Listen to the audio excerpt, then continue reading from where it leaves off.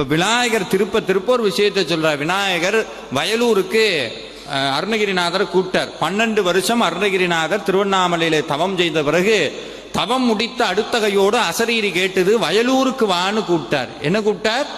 வயலூருக்கு. குமார வயலூர்னு அந்த திருத்தலத்திற்கு பெயர். அங்கதான் அருகுருநாதர் வாரியார் சுவாமிகள் அற்புதமான திருப்பணி எல்லாம் பண்ணி வச்சிருக்கிறார். அப்படி வயலூருக்கு அருணகிரிநாதர் போன போது யாரையும் காணும், ஒருத்தரையும் காணும். அப்படி பொட்டல் காடா இருக்கு.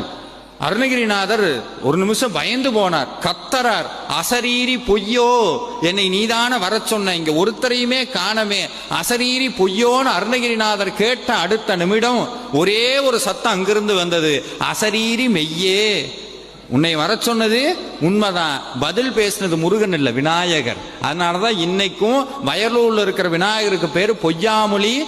எடுத்து படிச்சு பாருங்க, எவ்வளவு